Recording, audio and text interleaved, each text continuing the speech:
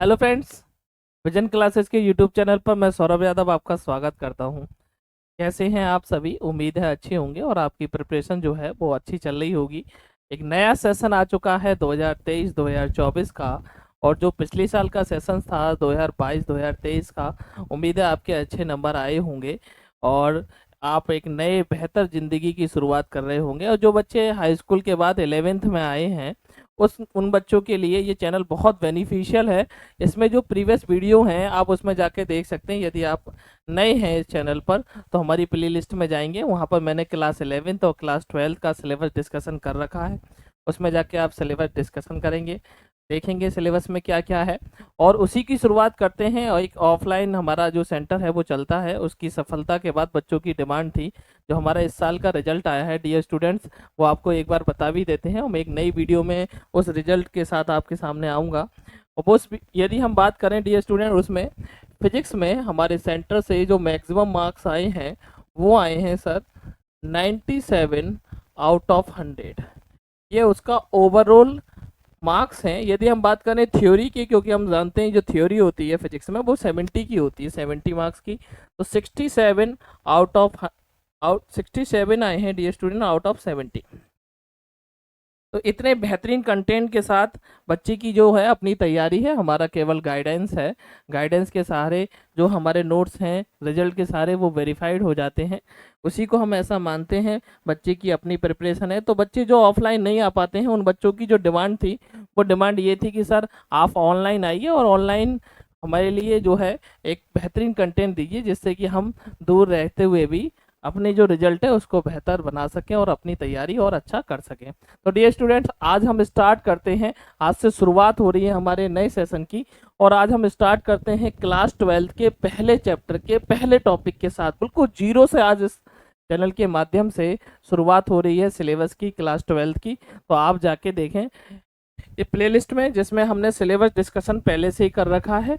और यदि हम बात करें डियर स्टूडेंट आज क्लास 12th की, तो क्लास 12th का जो फिजिक्स का सिलेबस है सर, जो फिजिक्स का सिलेबस है डियर स्टूडेंट, उसमें मैंने आपको पहले ही बता चुका हूँ। फिजिक्स के सिलेबस में सर जो टोटल बुक्स हैं वो हम सब जानते हैं वो कितनी है, दो बुक्स हैं, फर्स्ट बुक और सेकंड बुक। फर्स्ट बुक और क्या, सेकंड बुक। तो मैं इसमें सिलेबस डिस्कशन में पहले ही बता चुका हूँ कि जो सेकंड बुक है, जो फर्स्ट बुक है, उसमें कितने हैं सर, उसमें हमारे जो यूनिट्स हैं वो 1 से 5 यूनिट जो हैं वो पहली बुक में है और 6 से 9 यूनिट जो हैं वो दूसरी बुक। तो पहली बुक कितनी है, पहली बुक के पहली चैप्टर से पहली यूनिट से आज शुरुआत करते हैं एक नए सफ़र की। तो डियर स्टूडेंट चलो स्टार्ट करते हैं। पहला चैप्टर जो क्लास 12th का पहला चैप्टर है डियर स्टूडेंट्स, वो हम सभी जानते हैं क्लास 12th का जो पहला चैप्टर है, chapter first, chapter first physics. Physics जो वर्ड है वो कहाँ से आया, कैसे आया, ये सब आपको इस चैनल पर वीडियो पड़ी हुई हैं, आप वहाँ पर जाकर देख सकते हैं। और फिजिक्स एक ऐसा बेहतरीन सब्जेक्ट है जो हमें इंटरेस्ट पैदा करता है। आज की लाइफ जितनी आसान होती जा रही है, हम आपके माध्यम से जो ऑनलाइन जुड़ पा रहे हैं ये केवल फिजिक्स के द्वारा ही संभव है। यदि हम अब 12th में आए हैं तो आपको पता होगा कि 12th में 5 सब्जेक्ट दिए गए हैं, उसमें जो फिजिक्स एक ऐसा सब्जेक्ट है जो आपकी जीवन को आसान करेगा। टेक्नोलॉजी का इस टाइम है, बिना टेक्नोलॉजी के आज के जो जीवन है वो संभव नहीं है। और फिजिक्स एक ऐसा सब्जेक्ट है, यदि आप इसे ध्यान से देखें तो ज़िंदगी जो शुरुआत होती है वो फिजिक्स से होती है। चाहे यदि हम बात करें फिजिक्स केमिस्ट्री की, बायोलॉजी की, तो फिजिक्स एक ऐसा रोल है कि जब तक बच्चा जो है जब आता है तो वो फिजिक्स में ही आता है और फिजिक्स उसके जीवन को आसान बनाएगी। और जब बच्चा जाएगा भी तो फिजिक्स के बिना सहारे जाएगा भी नहीं। यदि हम बात करें डियर स्टूडेंट्स, हमारी जो लाइफ है वो आसान होती जा रही है वो फिजिक्स के सहारे, चाहे वो एसी का इन्वेंशन हो, चाहे वो बाइक का हो, चाहे हेलीकॉप्टर का हो, जितनी भी नई टेक्नोलॉजी आ रही हैं, कैमरे आ रहे हैं, मोबाइल्स आ रहे हैं, सब फिजिक्स के कारण है। शुरुआत करते हैं क्लास 12th की पहले चैप्टर की। यदि क्लास 12th की पहला चैप्टर बात करें तो पहले चैप्टर का नाम है डियर स्टूडेंट्स, आप सभी जानते हैं, वैद्युत आवेश तथा वैद्युत क्षेत्र। वैद्युत आवेश तथा वैद्युत क्षेत्र। वैद्युत आवेश तथा वैद्युत क्षेत्र। आप किसी भी बोर्ड के स्टूडेंट्स हैं, ये वीडियो सभी बोर्ड के स्टूडेंट्स के लिए बेनिफिशियल होगी, चाहे आप यूपी बोर्ड से हैं, सीबीएसई बोर्ड से हैं, आईसीएसई बोर्ड से हैं, बिहार बोर्ड से हैं, किसी भी बोर्ड से हैं, सबके लिए, क्योंकि ये सिलेबस है, हम जानते हैं एनसीईआरटी पैटर्न है वो हमारे सिलेबस में अप्लाई हो चुका है और एनसीईआरटी से ही हम शुरुआत करेंगे इसके सारे। देखिए हम स्टार्ट करते हैं वैद्युत, पहला चैप्टर वैद्युत आवेश तथा वैद्युत क्षेत्र। बाइलिंगुअल क्लास देखने को मिलेगी आपको इस चैनल पर। वैद्युत आवेश, यदि हम बात करें इलेक्ट्रिक चार्ज, इसे क्या बोलते हैं dear student, electric charge and electric field. Electric charge and electric field. तो हमारी जो पहला चैप्टर है, यदि हम बात करें कि पहली यूनिट कौन सी है सर जिसकी शुरुआत आप कर रहे हैं, तो हमारी जो पहली यूनिट है डियर स्टूडेंट्स, उसका नाम है इलेक्ट्रोस्टैटिक्स। इलेक्ट्रोस्टैटिक्स यानी स्थिर वैद्युत की। तो जो हमारी पहली यूनिट है उसका नाम क्या है डियर स्टूडेंट, स्थिर वैद्युत की। स्थिर वैद्युत की का ये जो पहला चैप्टर है, और इस यूनिट में कितने चैप्टर हैं, कैसे कैसे हम आगे बढ़ेंगे, टॉपिक वाइज यूनिट वाइज आपको इस चैनल के माध्यम से कंटेंट देखने को मिलेगा। तो डियर स्टूडेंट स्टार्ट करते हैं आज का पहला टॉपिक। इस चैप्टर का जो हम जानते हैं ये जो चैप्टर का नाम है वैद्युत आवेश तथा वैद्युत क्षेत्र। इसमें हम आवेश के बारे में पढ़ते हैं, positive charge, negative charge, quantization of charges के बारे में पढ़ते हैं, आकर्षण बल के बारे में पढ़ते हैं, प्रतिकर्षण बल के बारे में पढ़ते हैं, और इलेक्ट्रिक फील्ड के बारे में पढ़ते हैं, अक्षीय स्थिति, निरक्षीय स्थिति। ये सभी जो कॉन्सेप्ट हैं वो देखने को मिलेंगे। हम अच्छे से जानते हैं, यदि फिजिक्स की बात करें डियर स्टूडेंट्स, तो जो फिजिक्स की यदि हम बात करें तो फिजिक्स में सर 4 टाइप के क्वेश्चन आते हैं। फिजिक्स का जो फॉर्मेशन है, जो फॉर्मेट है पेपर का, वो 4 तरीके के क्वेश्चन का है। आप सभी जानते होंगे, आप 11th करके आए हैं। पहला जो क्वेश्चन है वो आते हैं सर परिभाषाएं वाले, यानी पहला जो टाइप है वो कौन सी है, परिभाषाएं, जिसमें हम डेफिनेशन आती हैं, जिसमें हम थ्योरी पढ़ते हैं, थ्योरी पोर्शन है पहला पार्ट। दूसरा है वो है सूत्रों का निगमन, सूत्रों का निगमन यानी डेरिवेशन। और जो तीसरा पार्ट है वो हम सब जानते हैं, जिससे बच्चों को विशेष डर लगता है, जो सबसे आसान पार्ट है, यदि हमारे कॉन्सेप्ट क्लियर है, वो है तीसरा पार्ट, वो है डियर स्टूडेंट्स आंकिक प्रश्न यानी न्यूमेरिकल। और चौथा पार्ट है जिसे मैं बोलता हूँ एनसीडी। ये आपको कुछ नया लग रहा होगा, एनसीडी क्या है, इसको बोलते हैं न्यूमेरिकल कम डेरिवेशन। यानी सर इसमें सर न्यूमेरिकल जो है वो किसके साथ जुड़ के आता है, वो डेरिवेशन के साथ जुड़ के आता है। तो जो 5 नंबर का क्वेश्चन है वो एनसीडी है सर। इसमें एक डेरिवेशन दे देंगे, उसके साथ क्या बोल देंगे, न्यूमेरिकल। तो जो मेरा पैटर्न रहेगा समझाने का, पहले डेरिवेशन, पहले थ्योरी रहेगा, फिर उसका डेरिवेशन, फिर उसका एप्लीकेशन कि कैसे वो अप्लाई करेंगे वो रहेगा, जिसके सारे हमारा जो कॉन्सेप्ट है, जो डेरिवेशन है, उसका यूजेज क्या है लाइफ में, कैसे वो यूज होते हैं, वो सब आपको देखने को मिलेगा। तो डियर स्टूडेंट शुरुआत करते हैं एक नए टॉपिक की, और पहला चैप्टर का पहला टॉपिक आज शुरुआत करते हैं। यदि आपको हमारी वीडियो अच्छी लगे तो उसे शेयर कर सकते हैं, लाइक कर सकते हैं, और हमारे चैनल को सब्सक्राइब कर सकते हैं, जिससे कि मोटिवेशन हमें मिलता रहेगा और अब बेहतरीन जो कंटेंट है वो आपके इस चैनल के माध्यम से आपके पास जाता रहेगा। डियर स्टूडेंट, तो हमारा जो टॉपिक है वो है आज का, वो है कूलाम का नियम। कूलाम का नियम, कूलाम का नियम। तो आज का जो टॉपिक रहेगा वो रहेगा कूलाम का नियम, कूलाम्स लॉ। तो आज का जो टॉपिक रहेगा वो रहेगा डियर स्टूडेंट्स कूलाम्स लॉ। सबसे ज्यादा मोस्ट इंपोर्टेंट टॉपिक है हमारा कूलाम्स का नियम। ऐसा कोई सा बोर्ड नहीं है जिसमें कूलाम्स लॉ नहीं आता है, कूलाम का नियम नहीं आता है। यूपी बोर्ड में तो इसको सर कम से कम आया है 7-8 बार। तो कूलाम्स लॉ के बारे में जानने से पहले देखते हैं कि इसका कंटेंट की शुरुआत क्या है sir, Coulomb's, what is Coulomb's law. तो कूलम्ब यानी हम डिटेल की बात करें तो सर क्या है कूलम्ब्स लॉ, हम जानते हैं जो कूलम्ब का नियम है 1785 ईस्वी में, इसकी थोड़ा सा इंट्रोडक्शन पढ़ते हैं। वैसे इंट्रोडक्शन जो है क्लास 12th में डेरिवेशन में लिखने की कोई ज़रूरत नहीं पड़ती, लेकिन हम इसको और डीप जाते हैं और पढ़ते हैं कि सर कूलम्ब का नियम क्या है। यदि हम बात करें डियर स्टूडेंट कूलम्ब्स की, तो कूलम्ब नामक वैज्ञानिक ने 1785 ईस्वी में एक नियम दिया जिसे कूलम्ब के नियम के नाम से जानते हैं।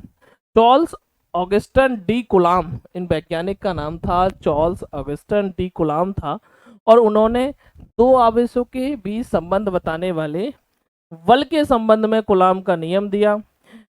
उन्होंने ये बताया क्या है कूलम्ब का नियम। उन्होंने ये कहा यदि दो आवेश Q1 और Q2 एक दूसरे से r मीटर की दूरी पर हों तो उनके मध्य, हम जानते हैं दो आवेशों के मध्य कौन सा बल काम करता है, तो दो आवेशों के मध्य जो बल काम करता है वो है वैद्युत बल। कौन सा बल है डियर स्टूडेंट्स, वो है प्यारे बच्चों, वो है वैद्युत बल। यानी वो कौन सा बल कार्य करता है, वो काम करता है इलेक्ट्रिक फोर्स।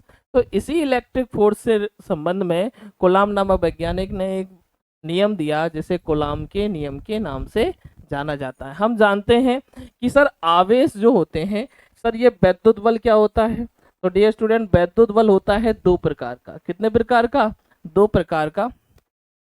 एक होता है आकर्षण बल,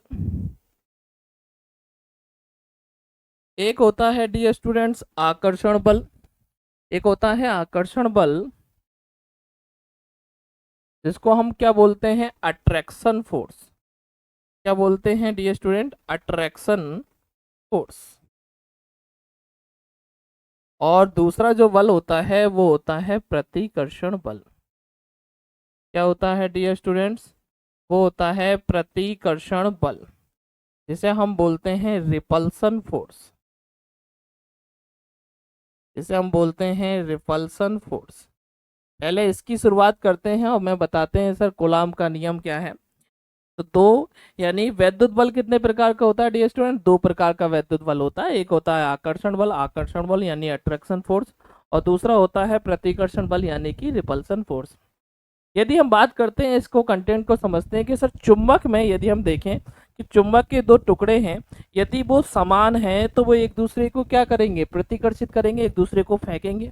और यदि वो अपोजिट हैं तो एक दूसरे को क्या करेंगे, आकर्षित करेंगे। इसका मतलब क्या है, इसका मतलब यह है कि यदि दो आवेश समान हैं, यदि दो आवेश समान हैं यानी इस पर भी सर पॉजिटिव चार्ज है और इस पर भी पॉजिटिव चार्ज है, तो ये एक दूसरे को क्या करेंगे, तो सर एक दूसरे को ये क्या करेंगे, प्रतिकर्षित यानी प्रतिकर्षण यानी रिपल्सन करेंगे।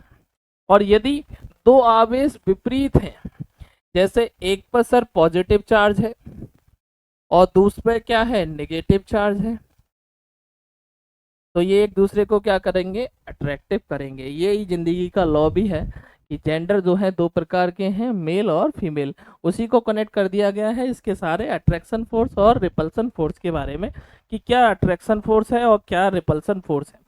इसी को हम टॉपिक से जोड़ते हैं कूलम्ब के नियम से। सर क्वेश्चन कैसा आता है कि आकर्षण बल और प्रतिकर्षण बल कूलम्ब के नियम में कैसे काम करेगा, तो डियर स्टूडेंट जो क्वेश्चन आता है वो आता है कि दो आवेश जिन पर 2 × 10⁻⁷ कूलम्ब या 5 × 10⁻⁷ कूलम्ब का आवेश है, एक दूसरे से कुछ दूरी पर रखे हैं वायु और निर्वात में, तो उनके बीच कार्य करने वाला बल क्या होगा। ये तो हमारा न्यूमेरिकल हो गया, लेकिन वो पूछ ले कि इनके बीच कार्य करने वाले बल की प्रकृति क्या होगी, यानी टॉपिक बन गया यहाँ से। वो क्वेश्चन यहाँ बहु विकल्प में बहुत आता है कि उस बल की प्रकृति, बल की प्रकृति ये स्टूडेंट्स यानी nature of force, natures of force यानी बल कैसे है, बल की प्रकृति क्या है। इसका मतलब वो पूछना चाह रहा है एग्जामिनर आपसे कि आकर्षण बल है या प्रतिकर्षण बल है। जैसे हर इंसान की अपनी प्रकृति होती है, किसी इंसान को जल्दी गुस्सा आती है, किसी को थोड़ी देर में आती है, कोई इंसान शांत रहता है तो ये क्या है, उसकी प्रकृति है, उसका नेचर है। या कोई अग्रेशन मूड में रहता है, जैसे आप इस टाइम देख रहे हैं आईपीएल चल रहा है, विराट कोहली है हमारे एक क्रिकेटर है, महान क्रिकेटर, वो अट्रैक्शन जो है एकदम उत्तेजित अवस्था में रहते हैं, एक्साइटेशन में रहते हैं। और कुछ जैसे कूल मैन बोला जाता है धोनी को, क्यों, क्योंकि उनकी प्रकृति क्या है, शांत स्वभाव है। तो यही है, ऐसे ही बल की अपना एक नेचर होता है। बल होता है दो प्रकार का, एक होता है सर कौन सा, अट्रैक्शन फोर्स, और दूसरा क्या है, रिपल्सन फोर्स। अब हम जोड़ते हैं, अपने टॉपिक पर आते हैं डियर स्टूडेंट, कूलाम का नियम क्या है। तो देखिए आप, यदि हम कूलाम के नियम की बात करें कि कूलाम का नियम क्या है, तो कूलाम नामक वैज्ञानिक ने, मैं आपको यहाँ पर विकल्प की जो पॉइंट है वो लिखते जाएंगे। कूलाम नामक वैज्ञानिक ने 1785 ईस्वी में, डियर स्टूडेंट यदि आप 12th के स्टूडेंट हैं और आगे तैयारी कंपटीशन की भी करना चाहते हैं इसके साथ साथ, तो ये जो डेट है वो आपके काम आ सकती है, बेनिफिशियल हो सकती है।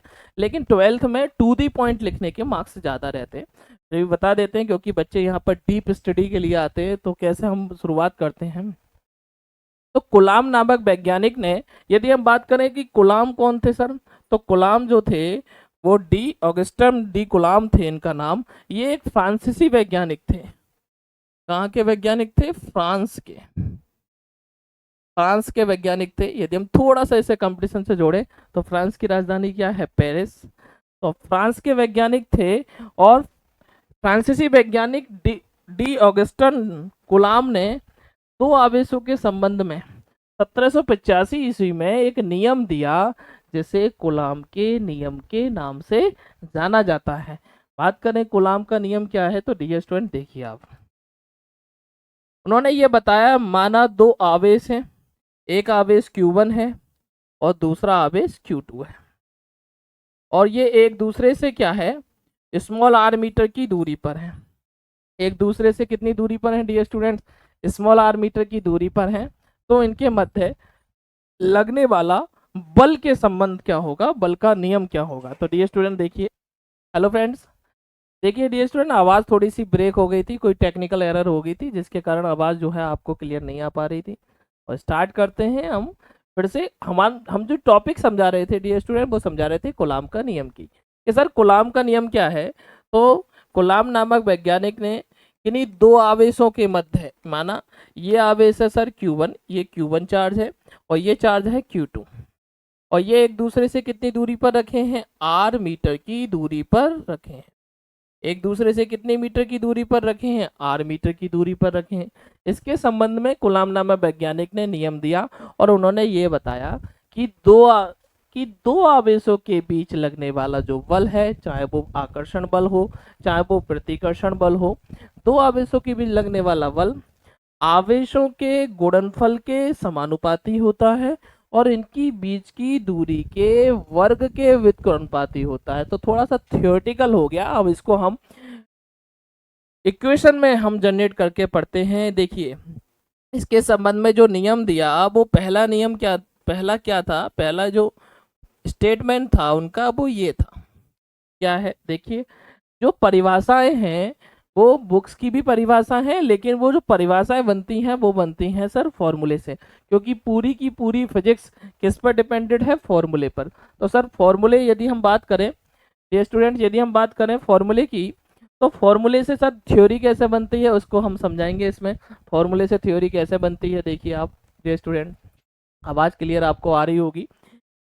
तो उन्होंने ये बताया कि दो, देखो इसकी थ्योरी क्या है तो समझते हैं हम, यानी मध्य लगने वाला बल F आवेशों Q1 तथा Q2 और बीच में किसी का साइन नहीं है, तो किसका साइन है, गुणनफल का।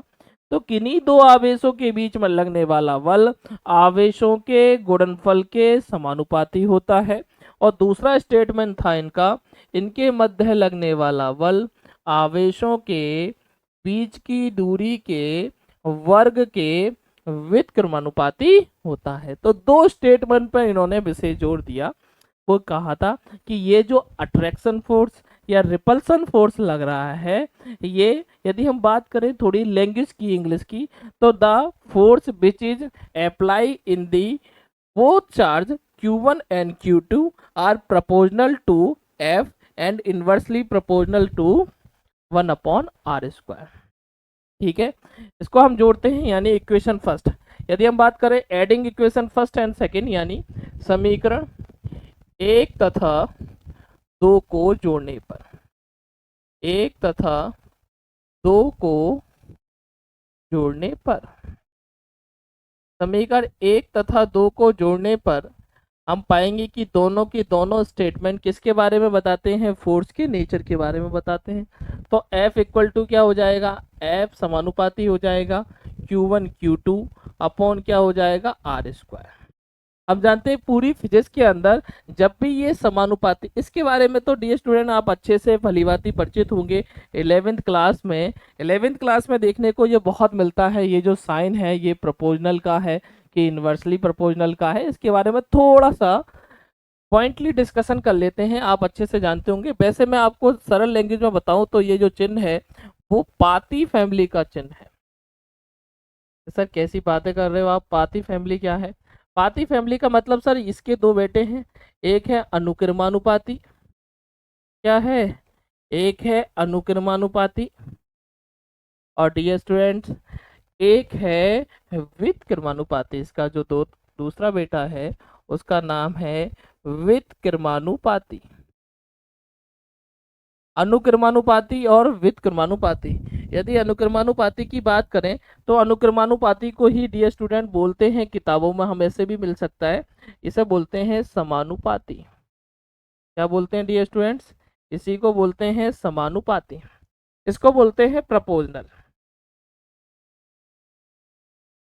प्रपोजनल। ये स्टूडेंट क्या बोलते हैं, प्रपोजनल बोलते हैं इसी को। और यदि हम बात करें व्युत्क्रमानुपाती को, इसको बोलते हैं इन्वर्सली प्रोपोर्शनल।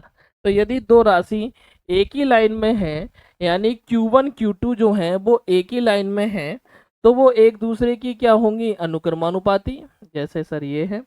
और यदि एक राशि ऊपर और दूसरी राशि नीचे है तब ये कहलाती हैं, यानी ये तो कहलाएगा सर समानुपाती, क्या कहलाएगा, समानुपाती, और ये कहलाएगा व्युत्क्रमानुपाती, क्रमानुपाती। इसका क्या रोल है, तो यदि हम बात करें प्रपोजनल और इन्वर्सली प्रोपोर्शनल का क्या रोल है, तो प्रपोजनल जो होता है ये डिपेंड करता है, एक नंबर वाले एमसीक्यू बहुत सारे क्वेश्चन इसमें देखने को मिलते हैं कि एक नंबर में सर कैसे आते हैं। इसका मतलब ये है कि जैसे जैसे फोर्स का मान बढ़ेगा, यानी जैसे जैसे इंक्रीजमेंट होगा फोर्स में, वैसे वैसे जो चार्ज का गुणनफल है वो भी क्या हो जाएगा, बढ़ जाएगा। तो क्वेश्चन कैसा आता है, यदि दो पदार्थों के आवेशों को बढ़ा दिया जाए तब उसके बल के मान में क्या प्रभाव पड़ेगा। तो क्या होगा डियर स्टूडेंट, प्रभाव जो है यानी बल का मान भी क्या हो जाएगा, बढ़ जाएगा। ये जो कॉन्सेप्ट है अनुक्रमानुपाती या व्युत्क्रमानुपाती, ये पूरी फिजिक्स में बहुत काम आते हैं और एमसीक्यू मल्टीपल चॉइस क्वेश्चन इसी से निकलते हैं। अब इसका क्या रोल है व्युत्क्रमानुपाती, यानी अपोजिट। क्या मतलब है, मतलब ये है कि यदि दो आवेशों के बीच लगने वाले बल को बढ़ा दिया जाए तो उनकी बीच की दूरी क्या हो जाएगी, घट जाएगी। यहाँ से दो क्वेश्चन निकलते हैं एमसीक्यू, वो मैंने आपको बताए। तो आगे चलते हैं। यदि हम बात करें, ये स्टूडेंट यदि हम बात करते हैं इसकी, हम जो करा रहे थे वो कूलाम का डेरिवेशन करा रहे थे, तो जो हमारा जो हो गया इसे हम नाम दे देते हैं थर्ड इक्वेशन। हम जानते हैं पूरी फिजिक्स में जैसे ये साइन हटता है और इसके स्थान पर क्या आता है, बराबर, तो एक क्या आता है, नियतांक, और उस यहाँ पर क्या आया, नियतांक के, और ये हो गया F बराबर के Q1 Q2 अपॉन R²। यहाँ पर ये क्या है, यहाँ पर ये कूलाम नियतांक है। डी स्टूडेंट क्या है, कूलाम नियतांक। देखिए इस k का मान कितना होता है सर, तो पूरे के पूरे जो न्यूमेरिकल्स हैं वो इस पे ही डिपेंड है। k बराबर क्या होता है डी स्टूडेंट, यदि हम बात करें तो k आता है, k बराबर यहाँ पर 1/4 pi epsilon not. It means क्या हो गया कि कूलाम का नियम हो गया F बराबर 1/4 pi epsilon naught Q1 Q2 upon क्या, R²। It is the main formula of coulombs law. ये कूलाम के नियम का अविष्ट व्यंजक है। अब देखिए इससे हम क्या अनुमान लगाते हैं, क्या चीज दे रखी है ये। तो डियर स्टूडेंट, यदि हम बात करें ये कौन सी वाला है एप्सिलॉन नॉट, क्या नाम है इसका, इसका नाम है डियर स्टूडेंट वो है एप्सिलॉन नॉट। क्या नाम है, एप्सिलॉन नॉट। आपको कुछ इसे कुछ टीचर ऐसे करते हुए मिल जाएंगे, इसे एप्सिलॉन जीरो भी बोलते हैं। क्या बोलते हैं, एप्सिलॉन जीरो। तो आप ये समझें ये एप्सिलॉन नॉट ही है। यदि हम बात करें फिजिक्स की डियर स्टूडेंट्स, तो जो फिजिक्स में जीरो है उसे क्या बोला जाता है, नॉट। जब हम यूनिट 9 पढ़ा रहे होंगे आपको, तो हम बता रहे होंगे यानी दो चीजें होती हैं, या तो यस या नॉट, हाँ या ना। और ऐसा नहीं हाँ ना दोनों एक साथ हों, या तो यस होगा या नॉट। तो फिजिक्स में या तो पंखा चल रहा होगा तो यस, या बंद होगा यानी नॉट। यानी स्विच में दो ही होते हैं नंबर, या यस या नॉट। तो हम बात करें नॉट का मतलब होता है फिजिक्स के अंदर वो होता है डियर स्टूडेंट, नॉट का मतलब जीरो। तो ये जो एप्सिलॉन जीरो है, ये एप्सिलॉन जीरो क्या है, यदि हम बात करें डियर स्टूडेंट एप्सिलॉन जीरो की, यदि हम बात करें डियर स्टूडेंट एप्सिलॉन जीरो की, सर ये एप्सिलॉन जीरो क्या है। तो जो एप्सिलॉन जीरो है इसका नाम है निर्वात की वैद्युतशीलता। क्या नाम है डियर स्टूडेंट, निर्वात की वैद्युतशीलता। यदि बात करें डियर स्टूडेंट इसका नाम जो है वो है निर्वात की वैद्युतशीलता। निर्वात की वैद्युतशीलता, तो ये एप्सिलॉन नॉट जो है वो है निर्वात की वैद्युतशीलता। यानी एप्सिलॉन नॉट बराबर निर्वात की वैद्युतशीलता, निर्वात की वैद्युतशीलता। यहाँ से बहुत सारा क्वेश्चन देखने को मिलता है, व्हाट इज निर्वात की वैद्युतशीलता, permittivity, permittivity of vacuum, permittivity of vacuum बोलते हैं इसको, निर्वात की वैद्युतशीलता बोलते हैं। एप्सिलॉन नॉट क्या होता है, एप्सिलॉन नॉट का मान होता है डियर स्टूडेंट, कई बार क्वेश्चन देखने को मिलता है एप्सिलॉन नॉट क्या है। तो जो एप्सिलॉन नॉट है, पहले तो सर इसका मात्रक निकालते हैं, एप्सिलॉन नॉट का मात्रक, यूनिट्स ऑफ एप्सिलॉन नॉट। तो जो हमारा कूलाम का नियम था वो था F equal to 1/4 pi epsilon naught Q1 Q2 upon R square. यदि हमने फर्स्ट ईयर ढंग से किया है तो हम अच्छे से जानते हैं मात्रा निकालने के दो तरीके हैं, या तो आप उसे याद कर लें या फिर फॉर्मूले के सहारे उसका मात्रा निकाल लें। तो हम बात हमें मतलब किससे है, एप्सिलॉन नॉट से, तो हम एप्सिलॉन नॉट को लाएंगे आगे और क्या हो जाएगा, ये हो जाएगा Q1 Q2। ये दो नंबर में क्वेश्चन देखने को मिलता है कि एप्सिलॉन नॉट का मात्रक क्या होता है, एक नंबर में भी क्वेश्चन आ चुका है बोर्ड के अंदर और दो नंबर में भी। देखिए डियर स्टूडेंट Q1 Q2 और नीचे क्या हो गया 4 पाई हो गया और क्या हो गया आर स्क्वायर। यदि हम बात करें 4 पाई की, तो पाई का तो कोई मात्रक होता नहीं है और 4 का भी कोई मात्रक नहीं होगा, क्या बचा Q1 और Q2 बचा। तो हम अच्छे से जानते हैं Q1 Q2 क्या है, चार्जेस हैं। Q1 Q2 क्या है, चार्ज। यदि चार्ज की बात करें तो हम जानते हैं जो आवेश होता है उसका मात्रक क्या होता है, कूलाम। तो ये हो गया सर कूलाम और ये भी क्या हो गया कूलाम अपॉन ये क्या, देखिए डियर स्टूडेंट यहाँ से F कहाँ आ गया, नीचे आ गया। तो देखो F का मात्रक F क्या है, बल, और बल का मात्रक क्या होता है न्यूटन, और ये क्या है बीच की दूरी, और बीच की दूरी का मात्रक क्या होता है मीटर स्क्वायर, क्या होता है मीटर स्क्वायर। तो एप्सिलॉन नॉट का जो मात्रक हमारा निकल के आया वो आया सर कूलाम का स्क्वायर, कूलाम गुणा गुणाम कितना हो गया कूलाम का square upon newton into metre square. थोड़ा सा बड़ा मात्रक है, बच्चे अधिकतर इसी में कंफ्यूज होते हैं और ये इस तरीके से लिखा हुआ भी आ जाता है डियर स्टूडेंट। तो ये आप बॉक्स में बंद कर लीजिए और देखिए इसको, यदि विकल्प में ऐसे ना मिले तो आपको ऐसे जरूर देखने को मिलेगा कंपटीशन एग्जाम में, जो मल्टीपल चॉइस क्वेश्चन है उसमें 4 ऑप्शन होंगे, वो 4 ऑप्शन में ये तरह तरह से देखने को मिलता है। सब कितने तरीके से मिल सकता है सबको आप इस वीडियो के माध्यम से मैं आपको बताऊंगा और इससे डीप चला जाएंगे। यदि आप वीडियो अच्छी लग रही हो कमेंट करें, कोई बात समझ में नहीं आ रही हो तो कमेंट करके बता सकते हैं और आपको जल्द ही उसका जवाब मिलेगा। क्या है सर, देखो एप्सिलॉन नॉट, तो कूलाम का स्क्वायर, इसको ऐसे भी लिख सकते हैं कूलाम का स्क्वायर। हम अच्छे से ये बात जानते हैं कि यदि यदि हमें इसको एक लाइन में लिखना है तो इसे लिख सकते हैं कूलाम का square into newton into metre, newton inverse into metre inverse लिख सकते हैं। अधिकतर मोस्टली जो देखने को मिलता है डियर स्टूडेंट्स, वो ऐसे ही देखने को मिलता है ये कि एप्सिलॉन नॉट का मात्रा हो गया कूलाम का स्क्वायर प्रति न्यूटन इंटू मीटर स्क्वायर। आगे बढ़ते हैं, आगे चलते हैं कि सर अगला जो है वो है एप्सिलॉन नॉट की विमा। एक टॉपिक को, जिस टॉपिक को पकड़ेंगे उस टॉपिक को पूरा डीप चले जाएंगे और उससे रिलेटेड एक एक नंबर वाले क्वेश्चन, दो दो नंबर वाले क्वेश्चन कैसे आएंगे वो सब मैं बताता जाऊंगा आपको। देखिए एप्सिलॉन नॉट की विमा यानी डायमेंशन ऑफ एप्सिलॉन नॉट। तो विमा की बात करें तो हम अच्छे से जानते हैं, यदि हमारा फर्स्ट ईयर क्लियर है और मैं फर्स्ट ईयर जब पढ़ा रहा हूँ तब आपको विमा पढ़ाऊंगा, और यदि आपको फर्स्ट ईयर बिल्कुल नहीं करा है आपने और ट्वेल्थ में आपको जो पढ़ाई ब्रेक हो गई चुकी है आपकी, तो आप जो है 11th की एक जल्द ही प्लेलिस्ट आपको इस चैनल पे मिल जाएगी, आप उसमें जाके देख सकते हैं। और मैंने सिलेबस डिस्कशन भी किया है, बिल्कुल जीरो से शुरुआत कर सकते हैं अपने सिलेबस की।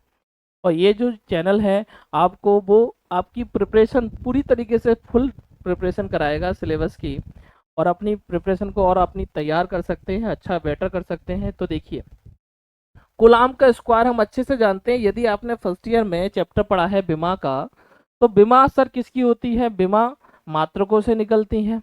विमा का मतलब क्या है, मात्रकों पर घाते चढ़ाकर जो राशि बनाई जाती है उन्हें क्या कहते हैं, विमा कहते हैं। तो चलिए यानी इसकी विमा यदि हम निकालें तो कूलाम का स्क्वायर, कूलाम की कोई विमा नहीं होती है, लेकिन कूलाम को हम क्या ले सकते हैं, कूलाम किसका मात्रक है, चार्ज का। तो हम जानते हैं सर आई बराबर क्या होता है, क्यू अपॉन टी होता है। तो क्यू बराबर क्या हो गया, वी नो दैट क्यू बराबर क्या हो गया dear student, I T. Sir ऐसा क्यों लिखा आपने जी, ऐसा इसलिए लिखा क्योंकि जो डायमेंशन है वो या तो विद्युत धारा की है या किसकी है, या हमारी टाइम की है। तो हमने इसको क्या लिख लिया, आई टी। क्या लिख लिया डियर स्टूडेंट, आई टी का स्क्वायर। और ये क्या है, न्यूटन। और न्यूटन तो मात्रक है किसका, बल का। तो एफ बराबर हमें क्या निकालनी पड़ेगी बीमा, एफ बराबर क्या होता है, एम ए। एम का मतलब क्या है, मास, और ए का मतलब क्या है, त्वरण। तो इसका मात्रक क्या होता है, किलोग्राम, और इसका मात्रक क्या होता है, मीटर प्रति सेकंड स्क्वायर सर। तो डियर स्टूडेंट इसकी बीमा क्या होती है हम सब जानते हैं, बल की बीमा। इसका इसे बोलते हैं इंग्लिश में मास, तो इसकी बीमा क्या होती है, एम। और इसे बोलते हैं एल यानी लेंथ, और टी माइनस टू। तो बल की बीमा क्या हो गई, M L T minus two. यदि हमारी वीडियो आपको अच्छी लग रही है तो जो वीडियो को शेयर कर सकते हैं, वीडियो को लाइक कर सकते हैं, जिससे कि हमें जो मोटिवेशन है वो मिलता रहेगा और आपको नई वीडियो और डीपली स्टडी आपको इस चैनल के माध्यम से होती रहेगी। और आपको कौन सा टॉपिक ज़्यादा वीक लगता है वो आप कमेंट में लिख सकते हैं, कोई क्वेश्चन इसमें डाउट लगे तो आप लिख सकते हैं और उसको जल्द ही आपको जवाब मिल जाएगा। ये स्टूडेंट वैसे मेरी कोशिश रहेगी कि आपको 11 12 इसी में कवर करा जाए। जैसे मैं यदि हम चाहें तो एप्सिलॉन नॉट की बीमा डायरेक्ट लिख सकते हैं, लेकिन वो हमें याद नहीं रहेगी कैसे आई है, वो सब बता रहे हैं आपको। तो जो एफ है सर, इसकी जगह क्या लिख सकता हूँ, मैं लिख सकता हूँ M L T minus two. ये क्या है, मीटर स्क्वायर। और मीटर की बीमा क्या होगी सर, मीटर यानी एल का स्क्वायर। तो डियर स्टूडेंट एप्सिलॉन नॉट की बीमा भी हमारे सामने क्लियर होने जा रही है। ये क्या है, वैद्युत धारा। वैद्युत धारा की बीमा क्या होती है, वैद्युत धारा का मात्रक है एम्पियर, और इसकी बीमा क्या होती है, ए। और इसका क्या है सर, स्क्वायर। ये क्या है, टाइम। टाइम की बीमा क्या, टी की पावर 2। ये स्टूडेंट आगे बढ़े तो देखिए एम तो यही हो गया, एल यहाँ क्या है, जिसका कोई नहीं उसका खुदा, इसका कोई नहीं उसका खुदा यानी उसका भगवान। तो एल की पावर 1 ये है, 2 ये है, तो कितनी हो गई डियर स्टूडेंट, एल की पावर 3 हो गई, और टी की पावर क्या हो गई, -2। तो देखिए एप्सिलॉन नॉट की बीमा भी हमारे सामने निकल के आ गई। यदि m को हम ऊपर ले जाएं तो ये हो जाएगा m की पावर -1, l की पावर 3, c की पावर 4, देखिए -2 पर जाएगी प्लस की, और a की पावर 2। तो डियर स्टूडेंट ये ऊपर जाएगी तो काय की हो जाएगी माइनस की, यानी m-1 l-3 t की पावर 4 a की पावर 2। ये किसकी बिमा हो गई डियर स्टूडेंट्स? ये जो बिमा हो गई वो किसकी बिमा हो गई? तो ये जो बिमा हो गई वो हो गई एप्सिलॉन नॉट की बिमा। तो कई सारे क्वेश्चन इसमें कवर हो गए कि सर कूलाम का नियम क्या है और एप्सिलॉन नॉट क्या होता है। तो इसके सारे हम आगे बढ़ते हैं और आगे देखते हैं डियर स्टूडेंट्स। नेक्स्ट, यदि ये देखो इसको आपको स्क्रीनशॉट लेना है, आप स्क्रीनशॉट ले सकते हैं और अपने नोट्स जो हैं अपने सेल्फ हैंड रिटन नोट्स बना सकते हैं, और आपको जल्द ही इस पर आपको चैनल पर टेलीग्राम का लिंक डाल दिया जाएगा जिस पर ये नोट्स आपको मिल जाएंगे। तो स्टार्ट, देखिए डियर स्टूडेंट आगे यदि हम बढ़ें तो आगे बढ़ते हैं। यदि कूलाम के नियम का वेक्टर रूप देखने को बहुत मिलता है सर, कि कूलाम का नियम का वेक्टर रूप, कूलाम के नियम का वेक्टर रूप, कूलाम के नियम का वेक्टर रूप, ये क्वेश्चन भी बहुत देखने को मिलता है कि वेक्टर रूप क्या है कूलाम के नियम। कूलाम के नियम का वेक्टर रूप उसमें आता है sir F vector equal to 1/4 pi epsilon naught Q1 Q2 upon R12 और R कंपोनेंट 1 2। मैं आप डेरिवेशन कराऊंगा तो बताऊंगा आपको। डियर स्टूडेंट आप ये बताइए ये क्या है सर? तो डियर स्टूडेंट यदि हम बात करें आर कैप, किसकी बात करें? आर कैप की, तो डियर स्टूडेंट इसे बोलते हैं यूनिट वेक्टर। क्या बोलते हैं? यूनिट वेक्टर, यानी एकांक सदिश। क्या बोलते हैं डियर स्टूडेंट? एकांक सदिश। अब देखिए हमारा जो नियम, जो हमारा टॉपिक है कूलाम का नियम का, वो क्लियर होता है कि कूलाम का नियम क्या निकल के आया कि F बराबर होता है 1/4 pi epsilon naught Q1 Q2 upon R square. ये क्या आया? कूलाम का नियम। असल जब तक डेरिवेशन जो है न्यूमेरिकल के सहारे वेरीफाइड नहीं होता है, जब तक हमें चीज़ों को याद करना पड़ेगा। अब इस टॉपिक को और क्लियर करने के लिए मैं आपको एक न्यूमेरिकल कराता हूं कूलाम के नियम से, जो आपकी कूलाम का नियम का एनसीईआरटी का 1.1 है। पहला ही न्यूमेरिकल, बोर्ड में 2 बार आ चुका है ये न्यूमेरिकल। तो डी स्टूडेंट देखते हैं न्यूमेरिकल क्या है। देखो ये रहा न्यूमेरिकल आपके सामने। वायु में, तो देखो जिन बच्चों को न्यूमेरिकल से बहुत ज़्यादा डर लगता है उनको डरने का टाइम जो है वो जा चुका है। न्यूमेरिकल में कैलकुलेशन आपको ये ध्यान रखना है, कैलकुलेशन बिल्कुल भी कैलकुलेटर से या मोबाइल का सहारा बिल्कुल नहीं लेना है। जो बच्चे बायो ग्रुप के बच्चे हैं वो तो ये माने कि बायो ग्रुप वाले बच्चे के लिए कैलकुलेशन में एक एक कैलकुलेशन उसका आंसर तो याद अधिकतर हो ही जाता है जब हम प्रैक्टिस करते हैं, लेकिन आपको आंसर याद नहीं करना है, आपको कॉन्सेप्ट ऑफ फॉर्मूले पर विशेष जोर देना है। आप जो निकालें इतना कॉन्फिडेंस डेवलप हो जाए कि आप जो निकालें वही आंसर आए। इसलिए कम से कम 4 सालों से हमारा जो सेंटर है वो ऑफलाइन चलता है। बच्चों की डिमांड थी कि सर आप ऑनलाइन आइए, जिससे कि हम जो बच्चे दूर दूर के गाँव से आते हैं या जिनका जो बैकग्राउंड है वो सर शहर में नहीं रह पाते हैं या किसी वजह से उनकी पढ़ाई ब्रेक हो चुकी है, तो उसको वो है ऑनलाइन के सहारे जो है अपनी तैयारी को कंटिन्यू रख सकते हैं। मैं मोस्टली आपको बताना चाहूँगा, अपना जो एक्सपीरियंस बताना चाहूँ कि जो बच्चों ने टॉप हमारे सेंटर से किया है उनको मोस्टली बच्चों को ये रहता है कि हमारा मैथ बैकग्राउंड है। तो मैथ बैकग्राउंड के वाले जो बच्चे हैं वो ये रहता है कि फिजिक्स में थोड़ी कैलकुलेशन की स्पीड उनकी थोड़ी ज़्यादा होती है। लेकिन इस बार भी जो 97 नंबर लगभग आ चुके हैं बच्चे के 100 में, या 70 में 67 नंबर आए, वो बायोलॉजी का स्टूडेंट है। पिछली बार भी जो रिजल्ट था उसमें 90 नंबर, 90 प्लस वाले जो नंबर है, लगभग 40 स्टूडेंट थे हमारी क्लासेस से। तो अब यदि आपको ऐसे ही प्यार स्नेह मिलता रहेगा, सपोर्ट मिलता रहेगा, मेरी कोशिश रहेगी डेली आपको एक वीडियो मिलेगी एक नए टॉपिक के साथ। तो अपना प्यार बनाए रखें, सपोर्ट बनाए रखें, और मैं आपको इसमें सारे कंटेंट देता रहूँगा। तो जो बायो वाले बच्चे हैं, जो मैथ वाले बच्चे हैं, वो उनके लिए तो ये दूसरा सब्जेक्ट है जिसमें फुल मार्क्स लाए जा सकते हैं। और जो बायो वाले बच्चे हैं उनके लिए एक ऐसा सब्जेक्ट है जिसमें 70 आउट ऑफ 70 लाए जा सकते हैं। तो देखिए, जिन बच्चों को न्यूमेरिकल से बहुत ज़्यादा डर लगता है उनका टाइम चला गया है, बिल्कुल डरने की ज़रूरत नहीं है। एक एक पॉइंट क्वेश्चन को कैसे ब्रेक करना है, कैसे कैलकुलेशन करनी है, कैलकुलेशन यदि हमारी वीक है कैसे पावर को ऊपर ले जाएं तो क्या हो जाएगी, नीचे ले जाते हैं तो क्या हो जाती है। हर डेरिवेशन को एक न्यूमेरिकल की सहायता से नए कंटेंट के सहारे आपके सामने रिप्रेजेंट किया जाएगा। तो डियर स्टूडेंट, यदि इस क्वेश्चन की बात करें तो ये जो क्वेश्चन है, ये क्वेश्चन एग्जाम में आ चुका है कम से कम 2 से 3 बार, स्टार लगा लीजिए ऐसे क्वेश्चन पे। और एनसीईआरटी का 1.1 क्वेश्चन है। और आपके बोर्ड में कई बार, आपके जो बोर्ड एग्जाम है उसमें कई बार ये क्वेश्चन आ चुका है। डियर स्टूडेंट, देखिए आप क्वेश्चन को, वो ये कह रहा है कि वायु में एक दूसरे से 30 सेंटीमीटर की दूरी पर, कितने सेंटीमीटर की दूरी पर, 30 सेंटीमीटर की दूरी पर, और किसमें सर, वायु में। ये स्टूडेंट किसमें, वायु में। वायु में एक दूसरे से, तो वायु में इसका मतलब यहाँ पर परावैद्युतांक जानते होंगे के होता है, के, यानी वायु के लिए के बराबर क्या होगा, के बराबर होगा सर 1। कितनी सेंटीमीटर की दूरी पर, 30 सेंटीमीटर की दूरी पर, यानी बीच की दूरी है कितनी, 30 सेंटीमीटर। तो आर बराबर कितना दे दिया, 30 सेंटीमीटर दे दिया। तो पहले हम न्यूमेरिकल को कैसे ट्रैकल करेंगे, कैसे टैकल करेंगे, उसकी शुरुआत करते हैं। पहले तो लिखते हैं सर न्यूमेरिकल का इंडेक्स। न्यूमेरिकल आपको बिल्कुल हलवा बना देंगे इसके सहारे। देखिए स्टूडेंट, आगे बढ़ते हैं। वो ये कह रहा है वायु में एक दूसरे से 30 सेंटीमीटर की दूरी पर दो छोटे आवेशित गोले, यानी जो चार्ज स्पेयर हैं, उन पर क्रमशः 2 × 10⁻⁷ गुलाम और 3 × 10⁻⁷ गुलाम, यहीं से क्वेश्चन पता चल जाता है। आपने यदि कॉन्सेप्ट आपके क्लियर है तो क्वेश्चन से ये भी पता लगा सकते हैं कौन सी यूनिट का क्वेश्चन है, कौन से चैप्टर का है।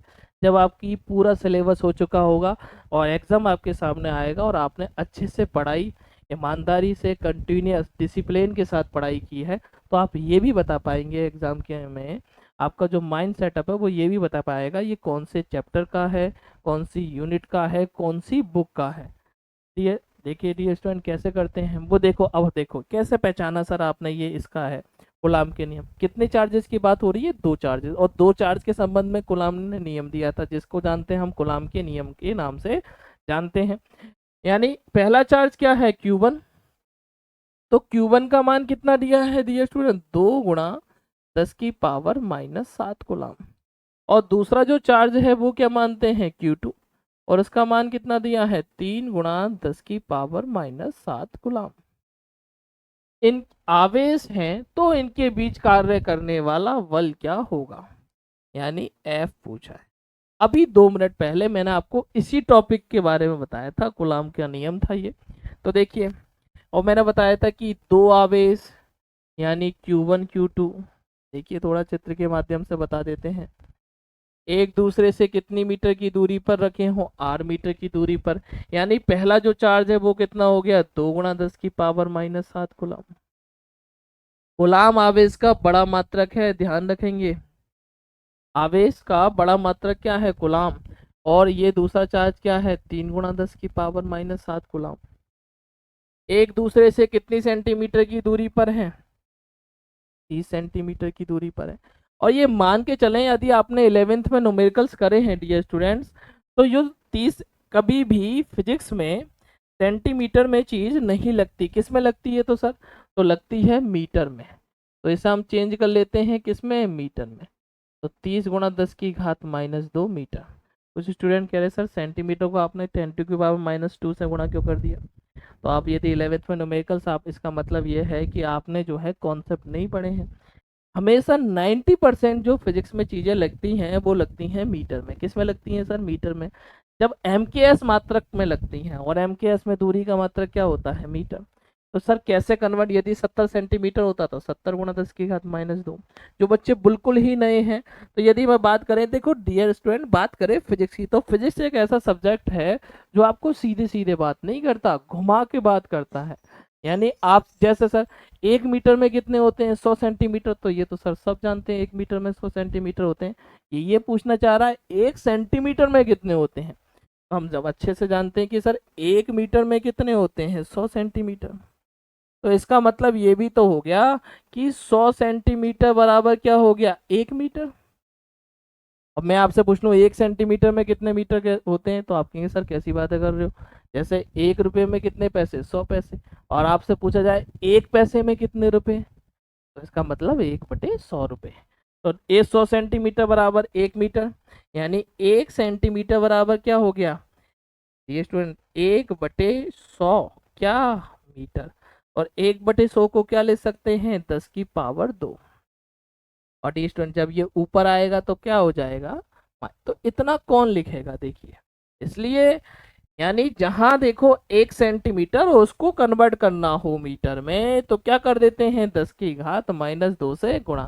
तो जितने भी न्यूमेरिकल्स आप करेंगे चाहे 100 न्यूमेरिकल्स करें 300 न्यूमेरिकल्स करें तो उसमें ध्यान रखेंगे यदि 70 सेंटीमीटर होता तो 70 इंटू 10 टू की पावर -2। आगे बढ़ते हैं और बताते हैं कैसे हम न्यूमेरिकल करें इसको। तो देखो हम जानते हैं किससे, कूलाम के नियम से, कूलाम के नियम से, कूलाम के नियम से क्या जानते हैं सर कूलाम के नियम से, तो हम सब जानते हैं कूलाम के नियम से dear student F equal to क्या होता है, F बराबर होता है सर 1/4 पाई एप्सिलॉन नॉट के Q1 Q2 अपॉन क्या सर R²। देखो जैसी न्यूमेरिकल होगा कूलाम का नियम बिल्कुल वेरीफाइड हो जाएगा आपको इसके सहारे। तो हम अच्छे से जानते हैं कि 1/4 पाई एप्सिलॉन नॉट का मान क्या होता है, मैंने बताया था उसी टाइम कि 1/4 पाई एप्सिलॉन नॉट का मान होता है डियर स्टूडेंट 9 × 10⁹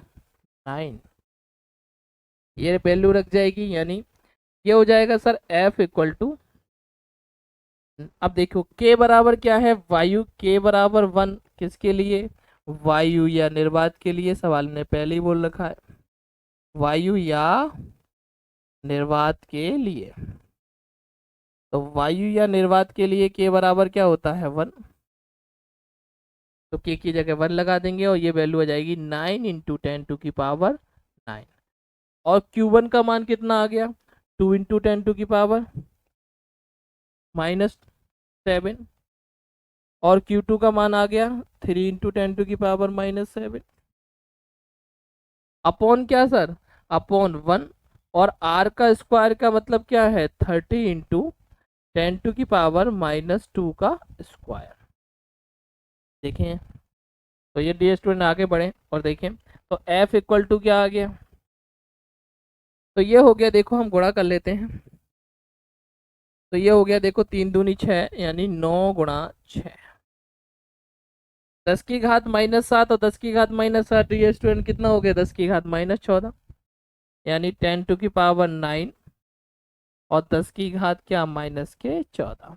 घबराए नहीं आप, कैलकुलेशन को मैं पूरा डीप कर दूंगा। 30 का स्क्वायर हम जानते हैं बिल्कुल कुछ नहीं आता, हम इतना जानते हैं 3 का स्क्वायर कितना होता है 9 और 0 का स्क्वायर 00, 10⁻2 तो क्या हो गया 10⁻4, यहाँ कितना है 10⁻14, यहाँ कितना है 10⁻4, कट गए सर, कितना बचा 10।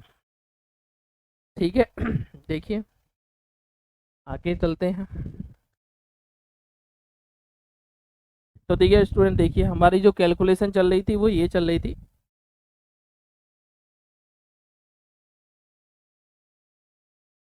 आप इतना स्क्रीनशॉट ले सकते हैं और आगे बढ़ते हैं, नोट्स अपना तैयार कर सकते हैं।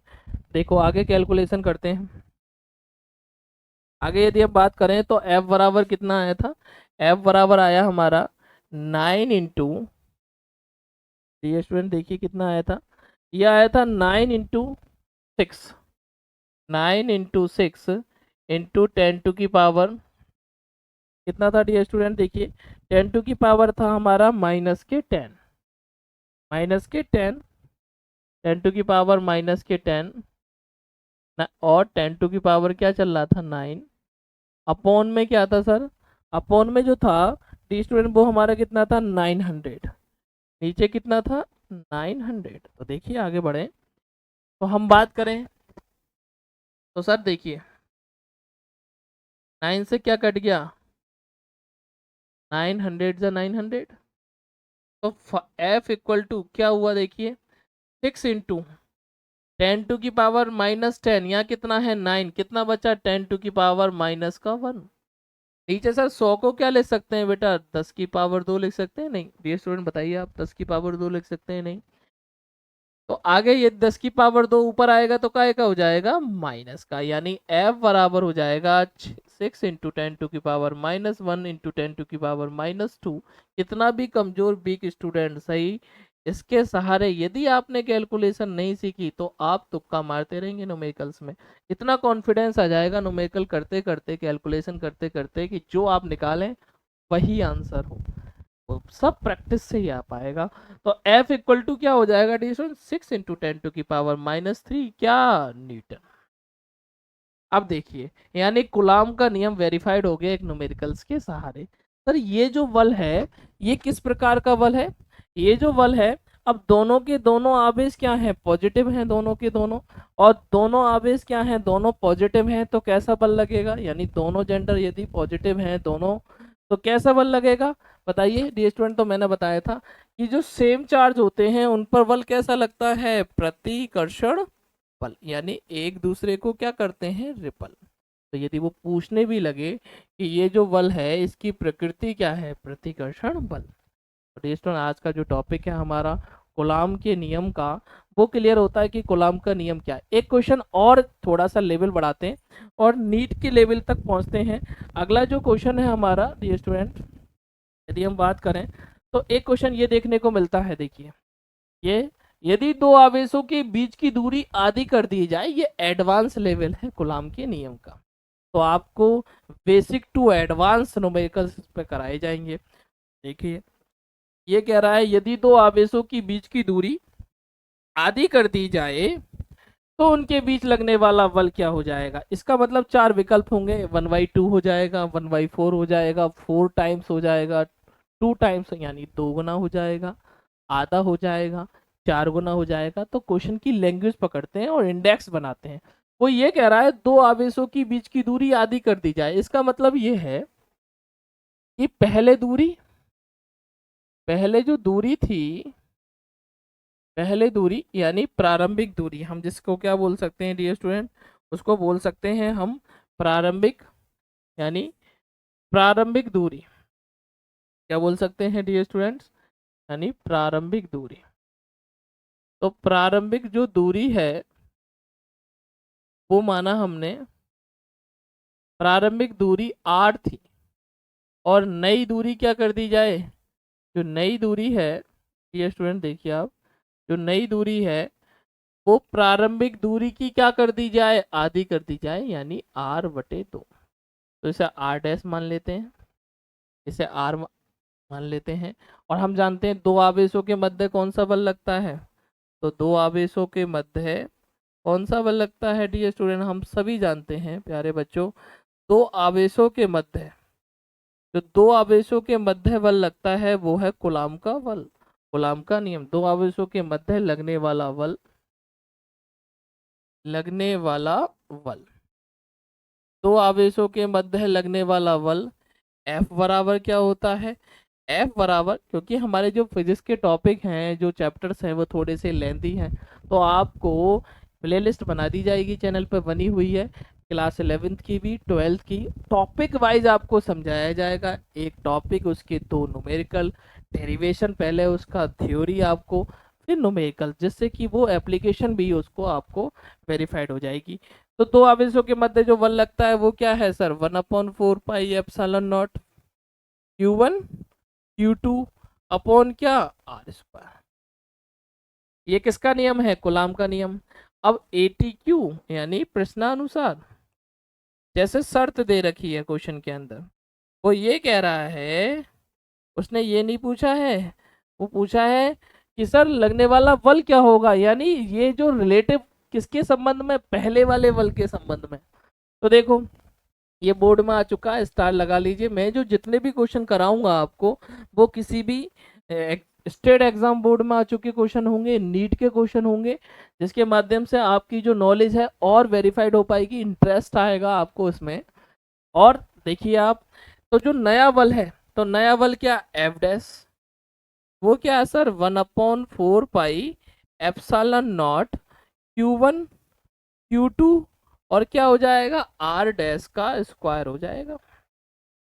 ये हो गया इक्वेशन फर्स्ट और ये क्या हो गई इक्वेशन सेकेंड। तो यदि हम बात करें एप्सिलॉन नॉट को, हम अच्छे से जानते हैं एप्सिलॉन नॉट की कोई चर्चा इसमें खास की ही नहीं गई है। एप्सिलॉन नॉट क्या होता है, निर्वात की वैद्युतशीलता, जिसका मान क्या होता है, जिसका मान होता है 8.85 इंटू 10⁻⁻12। जब आएगा न्यूमेरिकल में आपको जरूर बताऊंगा। और ये जो वैल्यू है ये लगती है न्यूमेरिकल में। तो देखिए स्टूडेंट, देखिए वो नया बल पूछना चाह रहा है एफ डैश। हम क्या करते हैं, dividing equation second by first. समीकरण 2 को समीकरण 1 से भाग करने पर, समीकरण 2 को समीकरण 1 से भाग करने पर, यदि ऐसा ही कंटेंट और देखना चाहते हैं तो हमारी जो वीडियो है उसको ज़्यादा से ज़्यादा आप शेयर कर सकते हैं और अपनी जो प्रिपरेशन है उसको और बेटर बना सकते हैं। हमें मोटिवेशन मिलता रहेगा, आपके सपोर्ट और प्यार का जो स्नेह है वो हमें मिलता रहेगा। तो ऐसी ही वीडियो हम आपको और कंटेंट सिलेबस का जो टॉपिक वाइज कंटेंट है वो आपको इसमें चैनल के माध्यम से आपको प्रोवाइड कराते रहेंगे। और आपको मॉर्निंग में लगभग 11 बजे आपको एक वीडियो देखने को मिल जा करेगी। डेली आप बेसिस पर आपको वीडियो देखने को मिलेगी। थोड़ा सा ऑफलाइन क्लासेस में बिजी हो जाने के कारण मुझे टाइम नहीं मिल पाता, लेकिन अब बच्चों को जो प्यार है उसने यदि सपोर्ट ऐसा मिलता रहा तो मैं ज़रूर आपको उसके माध्यम से डेली वीडियो अवेलेबल कराऊंगा। कौन सी टॉपिक की वीडियो आपको चाहिए, कौन सा टॉपिक आपके लिए ज़्यादा हार्ड लगता है, वो कमेंट में करके आप बता सकते हैं। अपनी जो क्वेश्चन का डाउट है वो आप लिख सकते हैं उस पर क्वेश्चन कमेंट में। और धीरे धीरे हमारे जो लाइव क्लास अभी मैं नहीं आ सकता, लेकिन जैसे जैसे आपका इतना प्यार मिलता रहेगा चैनल पर वैसे वैसे हम जल्द ही लाइव क्लास में भी आपसे मुलाकात होगी, जिससे कि आपको लाइव कमेंट देख पाएँ आपको। क्योंकि हम जानते हैं यूट्यूब के अपने जो हैं कुछ प्रिकॉशन हैं वो हमें फॉलो करनी पड़ती हैं, यानी उनके लिए इतने सब्सक्राइबर चाहिए, लेकिन वो सब आपके प्यार के स्नेह से धीरे धीरे करके आगे चीज़ें बढ़ती जाएंगी। तो आप अपना प्यार और स्नेह बनाते रहें। देखिए समीकरण 2 समीकरण 1 से भाग करने पर तो एफ डैश इक्वल टू क्या हो जाएगा, F dash upon F equal to क्या हो जाएगा डी स्टूडेंट, देखिए भाग करिए आप। तो ये हो जाएगा 1/4 pi epsilon naught Q1 Q2। और देखिए डी स्टूडेंट, आर डैश की जगह हम क्या ले सकते हैं, r/2 का स्क्वायर अपॉन क्या हो जाएगा 1/4 pi epsilon naught Q1 Q2 upon क्या सर, आर स्क्वायर। ये तो इनिशियल फोर्स था। तो डी स्टूडेंट देखिए ये तो आप डायरेक्ट डायरेक्ट कट गया। और ऊपर से क्या बचा, एफ डैश अपॉन क्या एफ। डी स्टूडेंट देखिए Q1 Q2 और आर का स्क्वायर और क्या आएगा अपॉन 4 आएगा, नीचे क्या है आर का स्क्वायर। तो डी स्टूडेंट देखिए नीचे आर का स्क्वायर भी है। और यदि हम बात करें, ये स्टूडेंट देखें यदि हम बात करें इसको और अच्छे से, तो ये देखो तो ये हो जाएगा F dash upon F equal to क्या हो जाएगा, ये 2 तो देखो आर का स्क्वायर हो जाएगा, तो ये हो जाएगा Q1 Q2 upon R square upon 4 upon क्या सर Q1 Q2 अपॉन क्या आर स्क्वायर। तो Q1 Q2 ये क्या हो जाएंगे, पलट जाएंगे सर। तो कितना हो जाएगा डी स्टूडेंट, देखिए आप जो है इतने कंटेंट का स्क्रीनशॉट ले सकते हैं और अपने नोट्स अच्छे से हैंड रिटन बना सकते हैं। जल्दी टेलीग्राम पर भी नोट्स आपको देखने को यहाँ मिल जाएंगे। तो देखो डी स्टूडेंट आगे बढ़े, उम्मीद है आपने स्क्रीनशॉट वीडियो को पोज करके आप स्क्रीनशॉट ले सकते हैं। तो डी स्टूडेंट देखिए कैलकुलेशन पूरी कर लेते हैं, कितना आएगा देखो, ये दिया हुआ है, ये हमारा आया निकल के, वो आया सर एफ डैश। तो कितना आ जाएगा देखें आप, एफ डैश अपॉन एफ बराबर कितना आ जाएगा, ये आ जाएगा देखो Q1 Q2 4 तो आ जाएगा हमारा ऊपर।